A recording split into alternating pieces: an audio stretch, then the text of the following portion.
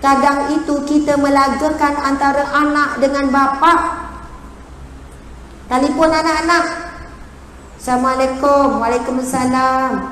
Ya mak, ada apa? Mak tak ada apa sangat Mak geram ke ayah kau tu lah. Dah kenapa pula mak? Ayah kenapa? Mak ni sebenarnya dah sabar dengan ayah kau 30 tahun lah. Oh, macamlah terseksa 30 tahun tu. Pada hari tu je ada benda kecil hati, tapi dia langsam semua 30 tahun. Ini yang Nabi sebut, di antara tanda-tanda sifat wanita penghuni neraka ialah yang apabila dia tidak suka dengan apa keburukan suaminya, dia melupakan segala kebaikan. Orang perempuan dia suka guna ayat yang nak nunjuk dia tu sedih dan terlalu terseksa. Kadang-kadang orang perempuan jumpa saya kan, Ustazah, saya sedih sepanjang saya hidup saya terseksa Ustazah. Saya dah sabar dengan suami saya 20 tahun. Saya tanya dia berapa soalan je. Puan, pernah tak suami bawa balik goreng pisang? Ada. Pernah tak suami bawa pergi jalan? Adalah sekali-sekali. Pernah tak suami ajak makan luar? Ada. Ada tak suami tolong-tolong? Adalah Ustazah. Kenapa? Yang puan cakap terseksa 20 tahun. Macam langsung tidak ada kebaikan, macam semua buruk belaka. Sebab orang perempuan bila beremosi, dia boleh keluarkan apa-apa perkataan sehingga dia lupa kebaikan suaminya. Nabi sebut antara penyebab utama wanita ramainya di neraka kerana apabila dia tak suka suatu perkara terhadap suaminya, dia melupakan kebaikan-kebaikan yang lain. Allahu Akbar. Na'udzubillah, kita bimbang kita mempunyai sifat dan ciri tersebut, lalu kita bersama dengan golongan yang akan dicampakkan ke dalam neraka. Na'udzubillah min zalik. Bila bercerita pada anak, saya nak tanya, anak ni akan timbul geram tak pada bapa dia? Geram. Saya dah berhadapan dengan aduan pakcik-pakcik orang tua. Ustazah, anak sekarang dah berani warning saya. Ayah, saya nak cakap sikit dengan ayah ni, kenapa ayah buat macam tu dengan mak? Saya dah tak nak bagi lagi duit pada ayah, duit semua bagi mak je. Ada ibu-ibu yang mengadu pada anak, dan bapa tu datang pula mengadu pada saya. Dulu saya kerja furniture rumah tangga, memang tempat orang mengadu. Bapa ni dah kecil hati sangat dah, sampai anak tak nak bagi dah duit belanja. Sebab mak mengadu begitu begini, kalau kau bagi duit dekat bapa kau tu belanja ke kawan, bukan belanja mak. Baik kau bagi duit kat mak, mak masak, mak yang beli barang dapur, pandai akal mak tu. Sampai anak fikir betul juga, kalau beri ke mak akan beli barang dapur, ayah takkan lapar. Kalau beri pada ayah duduk mengeter dengan kawan-kawan. Tapi itu adalah hak keperluan ayah tu. Kalau dia nak pergi jumpa kawan-kawan, dia nak belanja kawan-kawan, kalau ada lebihan rezeki, apa salahnya? Tetapi kadang si ibu tanpa sedar, subhanallah, makasih ajar, dia melakukan umpama itu menyebabkan si anak rasa tak suka, rasa benci dengan si ayah. Dan ramai orang lelaki, dia tak sebut, dia tak mengadu pada anak kalau dia tak puas hati dengan mak anak tu, isteri dia lah. Subhanallah.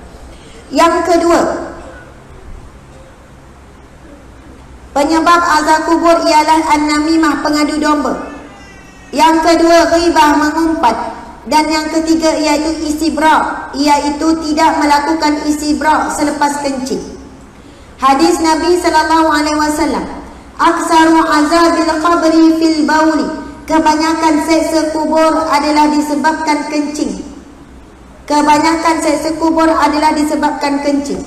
Istibra', kalau ikut fiqh kita mazhab Syafi'i, wajib.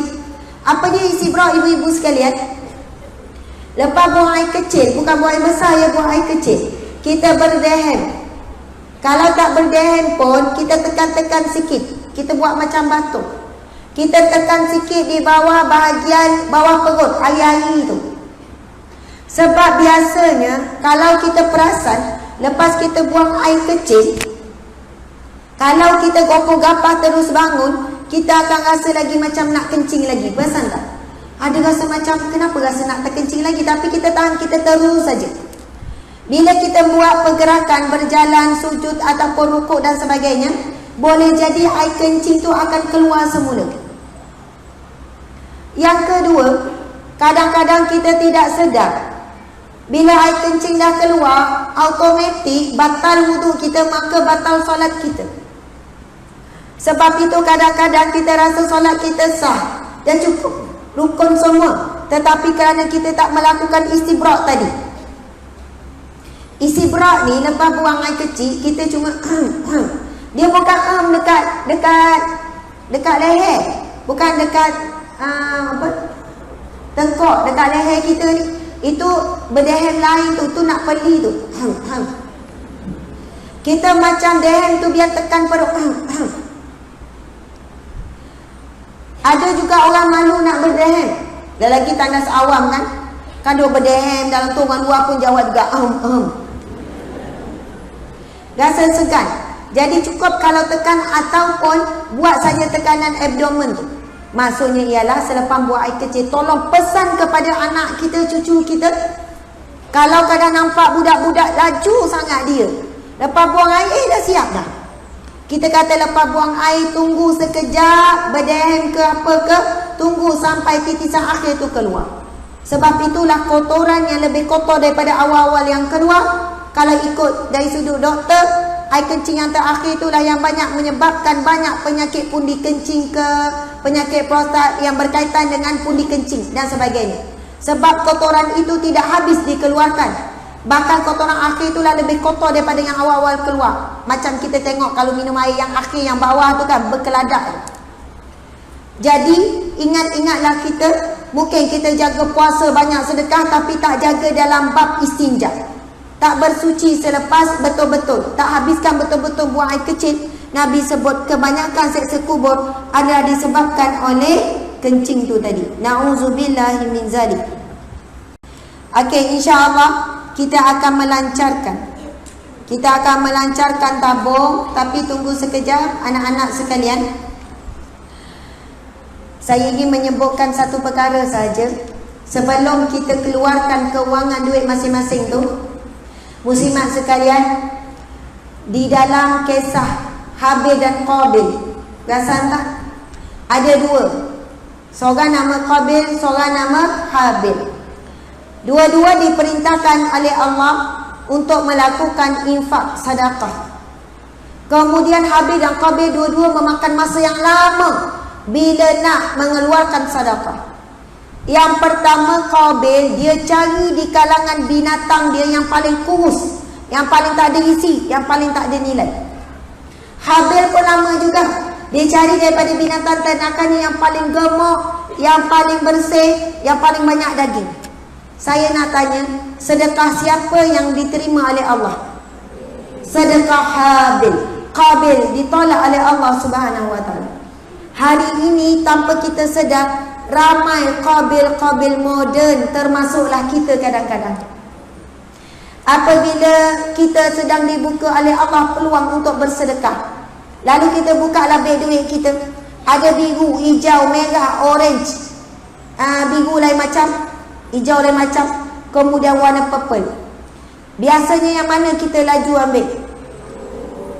Warna biru. Sebab apa warna biru? Warna biru kita tidak sayang sangat. Kalau biru hilang, makcik-makcik cari ke? Tak ada cari sangat. Kalau biru hilang, tak adalah nak bising. Mana ya duit RM1 Wan ni, nenek ni, atuk ni, tolong cari je. Tak ada kita cari. Tapi kalau RM50 cari tak? Cari sampai malam cari. 100 lagi tak tidur malam. Tetapi kenapa bila di jalan Allah kita memilih suatu duit ataupun satu nilai yang kita sendiri tidak suka? Kalau ada orang nak bagi pada ibu-ibu sekalian RM1, makcik ambillah RM1 buat belanja. Mungkin kita akan cakap, tak payah, kalau RM1 tak payah bagi. Ala-ala nak bagilah RM10, RM1 nak beli apa? Kita cakap. Kita sendiri tak pandang. Tapi apabila Allah memberikan kita peluang untuk bersedekah di jalan Allah, kita lalu memilih sifat Qabil. Kita cari-cari nilai yang paling rendah, kita bimbang sedekah kita tidak diterima oleh Allah. Ramai orang berhujah, ustazah, bukankah yang penting ikhlas? Allah paling tahu kita memberi dalam keadaan kita cinta kepada Allah ataupun cintakan duit. Kalau betul ciptakan Allah, Allah berfirman di dalam Al-Quran, kamu tidak dikatakan benar-benar membuatkan kebaikan ataupun kebajikan selagi mana kamu tidak memberi apa yang kamu cintai. Kalau yang kita cintai mungkin RM5, RM10, RM20, tapi yang sangat dicintai 100, nak ambil yang mana? Ambil tengah-tengah pun boleh. Kan kalau bagi 100 seminggu tu teringat tu, kenapalah dibagi 100 hari tu? Kita bukanlah dipaksa sampai begitu sekali, tapi sekurang-kurangnya janganlah kita beri suatu nilai yang paling rendah. Kurang-kurangnya yang sederhana. Janganlah pula kita kedekut dengan tabung sendiri. Duit yang kita masukkan itu memang nampak masuk tabung madrasah ni, tapi hakikatnya dia masuk dalam akaun kubur kita. Dah mati besok boleh buka akaun tu. Akaun ASB, Maybank, CIMB, semua-semua tu tak boleh buka lepas mati. Akaun sedekah saja yang kita boleh buka ketika itu. Masa itulah akaun itu walaupun dah mati dia tetap masuk. Tetap mengalir, tak berhenti. Inilah simpanan bijak masa hadapan. Jadi insya-Allah dengan lafaz bismillahirrahmanirrahim, Allahumma salli ala sayyidina Muhammad wa ala ali sayyidina Muhammad, kita melancarkan tabung khusus untuk madrasah Matin ini.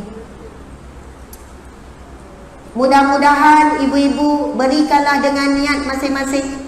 Ya Allah, jadikanlah sedekah ini sebagai pelindungku daripada neraka-Mu ya Allah. Nabi sebut sedekatun junnah, sedekah itu adalah perisai daripada api neraka.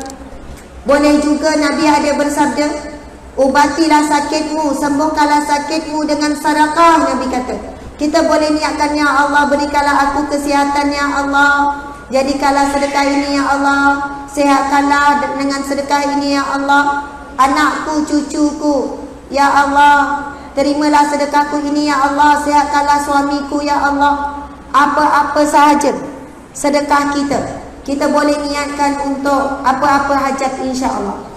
Mudah-mudahan ibu-ibu pada muslimat sekalian yang melakukan memberikan sedekah dan sebagainya, Allah lapangkan rezeki berkali ganda. Kalau duit tak bawa, gelang emas pun kita terima. Tak apa, kalau tak ada gelang rantai emas pun kita terima. Kita boleh je. Kalau kereta tak muat lah tu nak masuk tu kan. InsyaAllah kalau kita beri gelang emas kita, Allah gantikan dengan segunung gelang emas insya-Allah. Bukan di dunia lah, di mahsyar kelak. Buatlah, ini antara sedekah yang bentuknya apa? Sembunyi. Sebab tak tahu tu berapa jumlah, semua tu tak tahu. Tapi bagi yang tidak berkemampuan, RM1 itu dah besar nilainya bagi dirinya, maka RM1 itu umpama RM100. Maksudnya bagi yang betul-betul tak mampu, Allah Maha mengetahui kita tak mampu, maka berikanlah berapa pun jumlah. Tapi insya-Allah mudah-mudahan apabila kita memberi, Allah lipat gandakan lagi rezeki kita di dunia dan di akhirat. Anak-anak, Ustazah rasa tak sampailah ke depan ni. Betul kan? Nah. Ataupun ada tabung yang kita edarkan sahaja kan, sementara kuliah tu biar lalu.